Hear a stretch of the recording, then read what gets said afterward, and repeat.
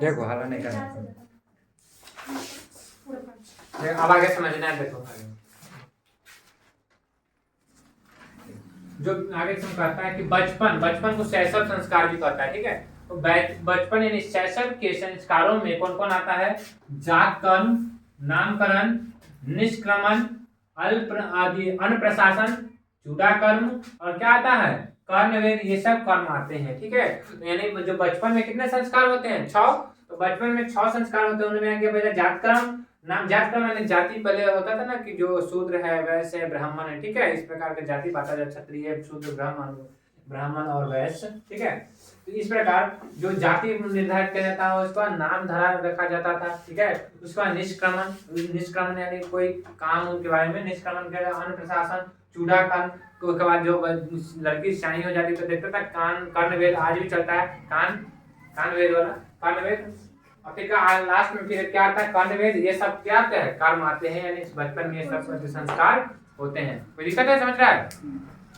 पूछेगा कि बचपन में के कुल संस्कारों का नाम लिखे। तो बचपन में कितने संस्कार होते हैं? 6। जातिक्रम, नामकरण, निष्क्रमण, अन्नप्रशासन, चूड़ाकर्म और कर्णवेद आते हैं, ठीक है। फिर आगे समझना शिक्षा काल में क्या होता है? तो शिक्षा संस्कार में, तो शिक्षा काल में कितने संस्कार? 5। तो शिक्षा संस्कारों में कौन कौन आता है? अक्षरारंभ, उपनयन, वेदारंभ, केशांत और समापवर्तन संस्कार क्या होते हैं? आते हैं। समापवर्तन संस्कार होते हैं, ठीक है। फिर कहता है अक्षर आरंभ में क्या होता है? बच्चा जो होगा अक्षर लिखना शुरू करेगा, अंक लेखन बच्चा आरंभ करता है, ठीक है। फिर उपनयन संस्कार का क्या अर्थ होता है? देखो ये कभी कभी क्वेश्चन पूछ देता है उपनयन संस्कार वाला, देखो यहाँ समझना। तो उपनयन संस्कार का अर्थ होता है कि गुरु के द्वारा शिष्य को अपने घर में लाना होता है। यानी इस संस्कार में जो गुरु जो होते हैं घर घर जाकर शिष्य को उसके घर से उठाकर अपने घर में, नहीं गुरु आश्रम में कहा जाते हैं? ले जाते हैं। समझ रहे बात को? वहीं पर अब शिक्षा दीक्षा चलेगा। वहां पे शिष्य जो होते क्या करते हैं? शिक्षा नियमों का पालन करते हुए क्या करेंगे? खेलेंगे कि अध्ययन करेंगे? अध्ययन करते हैं, ठीक है। फिर आगे समझना, प्राचीन काल में शिष्य को क्या कहा जाता था? ब्रह्मचारी। क्वेश्चन पूछता है ऑब्जेक्टिव में हर साल। तो प्राचीन काल में शिष्य को क्या कहा जाता था? ब्रह्मचारी।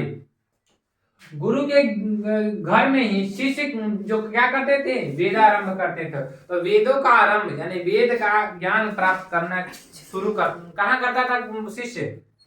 कहाँ करता था? गुरु के घर में, ठीक है। गुरु के गृह में यानी गुरुशाला में। फिर कहता है वेद का महत्व प्राचीन शिक्षा में श्रेष्ठ माना जाता था। तो प्राचीन शिक्षा में किसका शिक्षा एक तरह से महत्वपूर्ण माना जाता था? किसका? वेद का। किसका? वेद का पाठ करना, यानी वेद का महत्व जो है प्राचीन शिक्षा में श्रेष्ठ माना जाता था। इस प्रकार से मैथ, संस्कृत, उसी प्रकार क्या होता है उसमें वेद को बहुत अच्छा माना जाता है कि जिसको वेद का ज्ञान होता था उसको अच्छा विद्यार्थी मानते थे, ठीक है। समझना है? केशांत संस्कार अब क्या होता है? केशांत संस्कार में क्या होता है कि गुरु के गृह में ही यानी गुरु के घर में ही शिष्य का प्रथम क्षौर कर्म को कहते हैं मुंडन। मुंडन में टकला होना, समझ रहे बात को? तो केशांत संस्कार में ही क्या होता है? गुरु के घर में ही शिष्य का प्रथम क्षौर कर्म होता है। इसमें कौन सा कर्म मुख्य कर्म है? गोदान जो है मुख्य कर्म होता है। यहाँ से बार बार क्वेश्चन पूछता है कि केशांत संस्कार में क्या होता है? तो केशांत संस्कार में शिष्य का पहली बार क्षौर कर्म यानी मुंडन होता है। क्या होता है? मुंडन होता है। मुंडन किस संस्कार में होता है?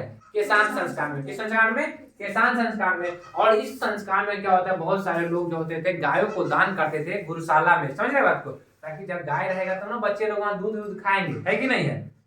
नहीं तो क्या होता था? इसलिए वहां पे गाय को दान किया जाता था इस संस्कार में। तो इसलिए कहता है कि इसमें गोदान जो है मुख्य कर्म होता था। किस संस्कार के? केशांत संस्कार का। केशांत संस्कार का मुख्य कर्म गोदान। इसलिए क्या कहा गया है? इसीलिए साहित्य ग्रंथों में केशांत संस्कार का दूसरा नाम क्या कहा गया है? गोदान संस्कार भी है। पूछाएगा कि केशांत संस्कार का दूसरा नाम गोदान संस्कार, या गोदान संस्कार किस संस्कार का दूसरा नाम है? केशांत संस्कार का। कोई दिक्कत है? फिर आगे समझना है। समापवर्तन संस्कार का उद्देश्य क्या होता है? देखो नाम में पता चलता है समापवर्तन यानी शिक्षा हो गया समापत। तो शिक्षा समाप्त हो गया तो सब दिन गुरु के घर में टांडा मचाएगा कि जाओ तू अब जाओ अपना घर, है नहीं? फिर कहता है कि समापवर्तन संस्कार का क्या उद्देश्य होगा? समापवर्तन संस्कार का उद्देश्य शिष्य का गुरु के घर से अलग होकर गृहस्थ जीवन में क्या उत्पन्न करना है? प्रवेश करना होता है। पूछता है क्वेश्चन 2 नंबर का, समापवर्तन संस्कार का क्या अर्थ होता है? तो 1 नंबर में पूछ देता है, समापवर्तन संस्कार का अर्थ होता है कि गुरु के गृह से अपने व्यस्त जीवन में अब प्रवेश करेगा। ठीक है, अब आगे समझना है कि शिक्षा की समाप्ति के पर जो होता है गुरु क्या करेगा? गुरु जो होता है शिष्य को उपदेश देकर भेजते हैं। मैंने जब शिक्षा समाप्त हो जाता है, जब बच्चा व्यस्त जीवन में प्रवेश करने लगता है, तो क्या करते हैं गुरु जो करते हैं उपदेश देते हैं बच्चे को। और उपदेश में क्या होता है?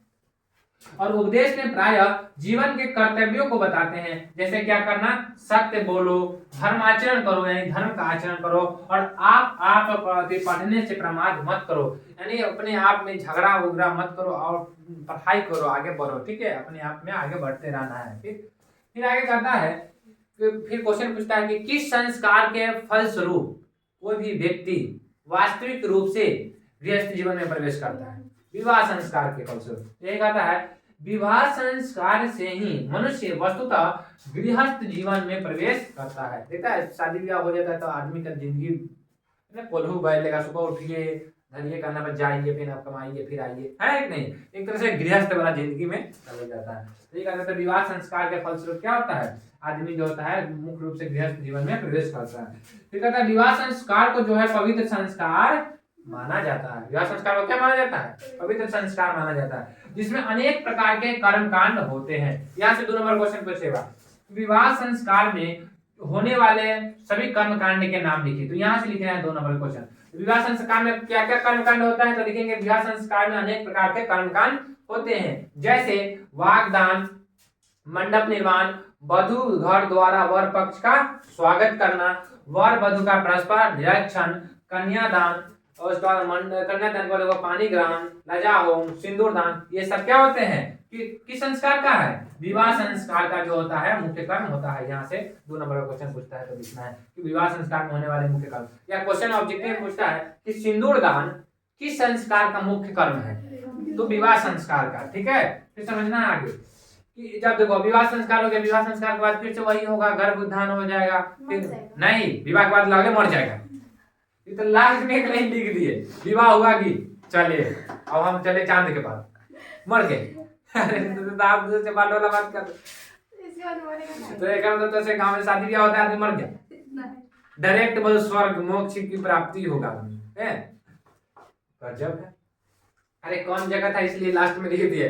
तो विवाह संस्कार के बाद फिर से क्या होगा? जैसे गर्भधान, फिर बच्चे जन्म लेंगे, बच्चे जन्म लेगा तो फिर पढ़ने जाएगा, फिर पढ़ेगा तो फिर पढ़ने के बाद फिर अब जब जिसका विवाह हुआ अब लास्ट में क्या होगा? इस प्रकार मरेगा। अब समझना है, अब मरने के बाद जो क्या होता है? अंत्येष्टि संस्कार होगा, जिसको हम गांव घर देहात में कहते हैं दाह संस्कार होता है ना। तो मरने के बाद जो होता है एक जो होता है अंत्येष्टि संस्कार होता है। इस प्रकार यह चैप्टर क्या हो गया? समाप्त हो गया। अब इस चैप्टर से कहीं से कोई ऑब्जेक्टिव नहीं छूटेगा और नहीं छूटना चाहिए। ठीक है, समझना बात को? कोई दिक्कत है संस्कार में? है ना। अब पूछे किसान संस्कार का दूसरा नाम क्या है? गोदान संस्कार है। किसान संस्कार का दूसरा नाम गोदान संस्कार है। और गोदान संस्कार यानी किसान संस्कार का मुख्य कर्म क्या है? गोदान संस्कार नहीं होता है, लेकिन जैसे मुंडन जो होता है वो किस संस्कार में होता है? किसान संस्कार में। किसी भी शिष्य का पहली बार जो छौड़ कर्म यानी मुंडन, छौड़ो कर्म कभी कभी पूछ देता है, तो मुंडन किस कहाँ पे होता है? तो गुरु के घर में ही होता है, किसान संस्कार में। ठीक है, ध्यान रखना है सबको।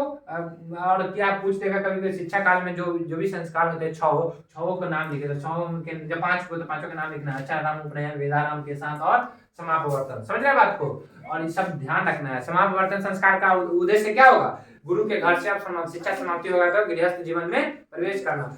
कोई भी व्यक्ति मुख्य रूप से किस संस्कार के फलस्वरूप गृहस्थ जीवन में प्रवेश करते हैं? विवाह संस्कार को। किस संस्कार को पवित्र संस्कार माना जाता है? तो विवाह संस्कार को पवित्र संस्कार माना जाता है। समझ रहे बात को? इस प्रकार ये चैप्टर खत्म। कोई दिक्कत है इस चैप्टर में समझने में? नहीं ना?